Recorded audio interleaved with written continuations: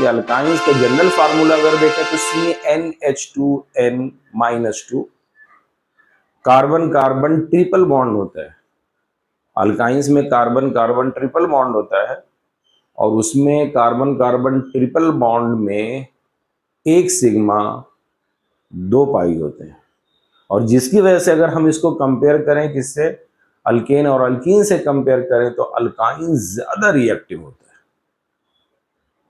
तो अगर physical properties में हमको क्या करना है कि उसका फिजिकल स्टेट देखना है, boiling point, melting point. Boiling point में भी जैसे जैसे कार्बन की चेन बढ़ेगी बॉइलिंग पॉइंट इंक्रीज करेगा, क्योंकि उसका मास इंक्रीज करेगा, वन डेर वाल फोर्सेस इंक्रीज करेंगे।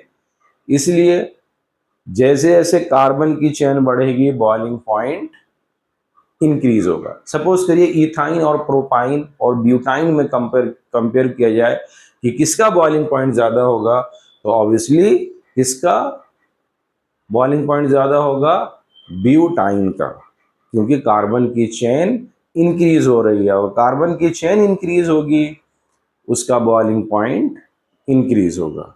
अगर हम फिजिकल स्टेट की बात करें तो जैसे जैसे कार्बन की चेन बढ़ेगी यानी गैस, फिर लिक्विड और फिर सॉलिड, ज्यादा कार्बन की चेन बड़ी हो जाएगी तो वो सॉलिड हो जाएगा। मेल्टिंग पॉइंट भी इसी तरह से, जैसे कार्बन की चेन बढ़ेगी मेल्टिंग पॉइंट इंक्रीज होगा। इलेक्ट्रिकल कंडक्टिविटी है कि नहीं, अल्काइंस इलेक्ट्रिकल कंडक्टिविटी है कि नहीं, अल्काइंस इलेक्ट्रिकल कंडक्टिविटी नहीं है, नहीं शो करता। क्यों? क्योंकि ये नॉन पोलर होता है। अल्काइंस को अगर वाटर के अंदर डालेंगे तो सॉल्युबल होगा कि इनसॉल्युबल होगा, अल्काइंस को वाटर के अंदर डालेंगे तो ये इनसॉल्युबल होगा, ऑर्गेनिक सॉल्वेंट के अंदर सॉल्युबल होगा। वाटर के अंदर इनसॉल्युबल क्यों होगा? क्योंकि अल्काइंस नॉन पोलर है, और नॉन पोलर को अगर पोलर के अंदर डालेंगे तो ये डिसॉल्व नहीं होगा, यानी सॉल्युबल नहीं होगा।